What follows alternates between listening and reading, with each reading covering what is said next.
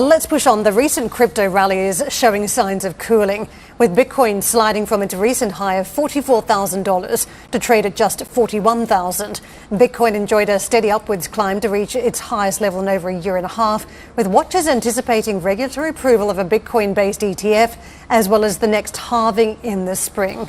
Cory Klippsten joins us now, is CEO of Swan Bitcoin. Thank you very much for joining us today.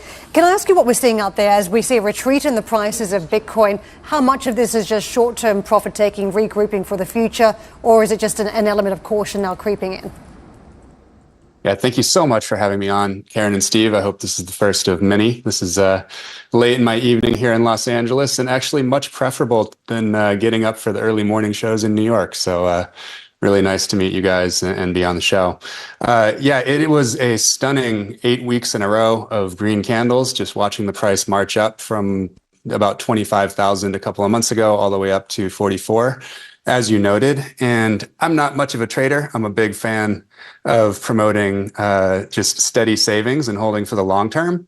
But I am aware of essentially what happened. A lot of levered longs were just caught off sides, and it was a very easy flush to get rid of about $300 million of excess liquidity that was being a little bit too bullish over the past week, and that's why you saw that flush. So Bitcoin always has corrections. This is not one of those. This was just kind of a liquidity flushing, and I do expect that we'll see more up moves over the next coming months, but also at some point, as with every Bitcoin bull market, there are aggressive corrections as well. Cory, I know that you've got institution arm to your business as well, and it's curious. I was talking to the CEO of Robinhood the other week, and he was saying that he thought that the upcoming potential around this Bitcoin spot ETF was one for the institutions that would encourage them into the marketplace for Bitcoin, not necessarily the retail trader. How are you thinking about if this project gets going stateside and what it means in terms of the retail versus the institutional investor?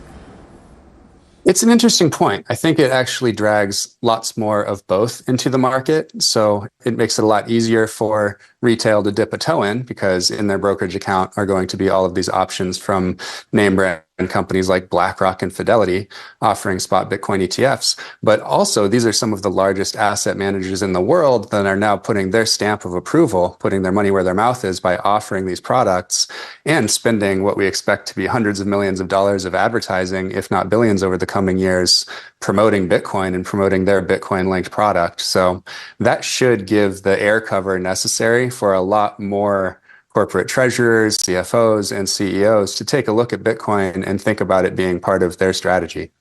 Look, we've only got time for a couple more questions, but we'll do a longer one next time, so I do appreciate it. Look, what is Bitcoin to you? And I know this is it's more like an existential question, because for some people it will be a means of exchange, for other people it's a store of value or something you just park and it will gain value. Just remind me what for you Bitcoin is.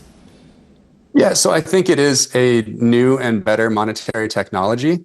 And in its infancy, which it still is, this is something that I expect to take 5 to 8 decades to become globally distributed and for most humans to understand what it is. And we're in year 15 right now.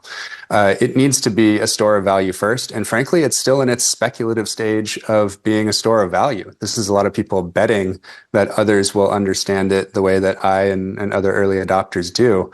But we haven't crossed the chasm, as they say. We're not anywhere close to mainstream adoption yet.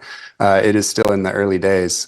And as far as moving into medium of exchange and thinking about spending Bitcoin, you're not going to see a lot of that, because most people expect the purchasing power of Bitcoin to rise in the coming years. And so they will spend almost anything else other than their Bitcoin. And adoption as a means of payment, as a medium of exchange, is driven by customer demand, just like any other product or service. And so it's going to take Bitcoin doing something like approaching the market cap of gold, or maybe even doubling the market cap of gold before you see really widespread medium of exchange take off. For me, in my head, when I kind of handicap that feels to me like something in the 2032 to 2035 range, where you'll actually see prices of goods and services around the world available in their local fiat currency, but also priced in Bitcoin. Cory, we've got one more question I've got time for as well. I've always been deeply opposed to crypto, Bitcoin, etc. The true case for it is criminals drug traffickers, anti-money laundering, tax avoidance, and that is a use case. You know whose words they are. A man I respect immensely, Jamie Dimon. Why, in your opinion, is he wrong, sir? Well, I think, as often happens with these guys, they're speaking out of both sides of their mouth, and sometimes they're speaking to different constituencies. JP Morgan has been heavily involved in the space for years, banks a lot of the large clients in the space, and have plenty of employees with lots of interest, many of whom we talk to. So I think that's probably just playing a little game, trying to curry favor in DC with government and senators and things like that. But I don't actually believe that bankers believe everything that they say.